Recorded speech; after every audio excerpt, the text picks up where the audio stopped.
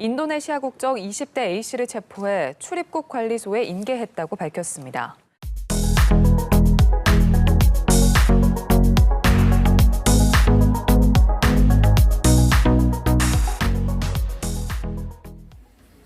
Halo, assalamualaikum.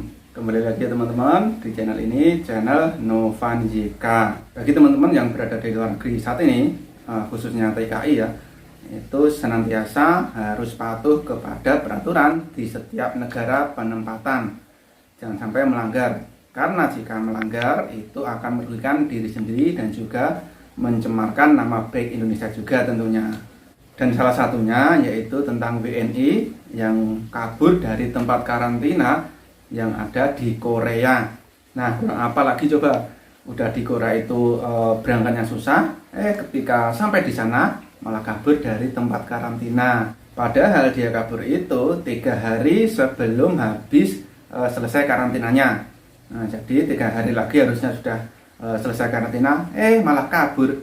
Jadinya malah ketangkep sama polisi. Nah, seperti apa sih kronologinya kok bisa seperti itu?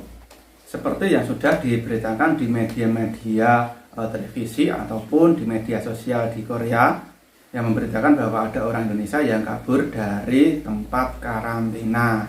Nah, lebih detailnya seperti ini. Penangkapan itu terjadi pada tanggal 11 Agustus 2001 kemarin ya. Kepolisian Incheon telah menangkap WNI laki-laki yang berusia sekitar 25 tahun yang telah melarikan diri sebelum habis masa karantina mandiri di kota Junggu, Incheon. Disebutkan juga WNI, anggap aja Mr. A. Nah, Mr. A ini datang ke Korea pada tanggal 29 Juli 2021 dan datang dengan menggunakan visa awak kapal. Nah, jadi yang ke Korea ini visanya awak kapal ya. Jadi bukan orang yang cuti ataupun yang program pemerintah G2G. Karena untuk program G2G ataupun dari pemerintah ini belum bisa terlaksana, baik untuk tesnya aja belum kelar dan juga pemberangkatannya itu sampai sekarang juga masih tanda tanya karena belum ada tindak lanjutnya, belum ada pembukaan terbang ke Korea. Oke, lanjut lagi. Kemudian Mr. A ini setelah tiba di Korea itu karantina mandiri di Hotel Incheon. Dan pada tanggal 9 Agustus kemarin, nah ini malah melarikan diri melalui jendela. Dan kaburnya ini pada malam hari yaitu jam setengah 11 malam. Mungkin WNI ini tidak mengetahui ya kalau di Korea itu sangat ketat sekali. CCTV ada di mana-mana. Kemudian juga HP itu selalu terhubung dengan GPS. Jadi misalkan orang sedang karantina itu mau keluar itu pasti terpantau keberadaannya ada di mana. Nah, Mr. A ini ternyata keluarnya ataupun kaburnya ini tidak sendirian. Dia dibantu dengan orang Korea. Untuk orang yang baru, kalau keluar sendirian tentunya masih bingung. Dan kemungkinan besar juga dibantu oleh orang yang ada di Korea atau orang Korea yang tentunya sudah dijanjikan sebelum berangkat ke Korea. Kemudian WNI diserahkan ke kantor imigrasi Gwangju dan dipindahkan ke fasilitas isolasi dan akan segera dipaksa meninggalkan negara Korea. Saat ini polisi juga sedang meninjau apakah tuduhan terkait dapat diterapkan pada kaki tangan ataupun orang yang membantu melarikan diri dari hotel dengan menggunakan mobil. Jadi ternyata semua sudah dipersiapkan, setelah kabur sudah ada mobil yang menjemput. Dan dalam penyelidikannya, polisi sudah melihat percakapan tersangka dalam sebuah pesan chat yang terkirim antar mereka. Dalam hal ini terkait janji dalam sebuah pekerjaan. Dan dari kejadian tersebut kita bisa mengambil hikmahnya. Hati-hati dalam setiap melakukan tindakan apalagi di negara orang. Patuhi aturan yang ada di sana.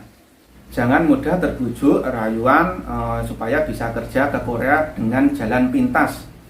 Seperti halnya kejadian tersebut, awalnya kan dia datang menggunakan visa ABK yang tentunya nanti pekerjaannya kebanyakan akan di kapal laut. Nah, tergiur iming-iming pengen bekerja di darat seperti di pabrik. Nah, akhirnya mau aja menuruti omongan orang yang mengiming-imingi atau yang mengajaknya.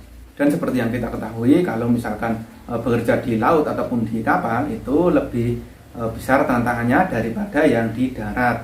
Kalau yang di darat ataupun di pabrik itu lebih mendingan karena bisa kemana-mana, kemudian resikonya juga tidak seperti yang di kapal laut.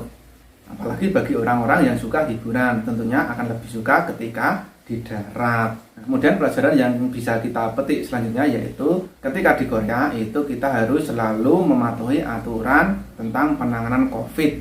Karena dalam penanganan kasus COVID itu juga ketat sekali. Dan yang terakhir yaitu kita harus selalu menjaga nama baik Indonesia. Nah, kalau kejadiannya seperti ini terus terulang lagi, nah ini bisa menjadi penyebab tertundanya TKI yang mau ke Korea.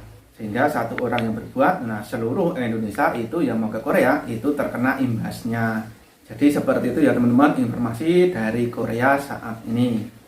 Oke, sampai di sini dulu. Sampai ketemu lagi di video berikutnya. Wassalamualaikum.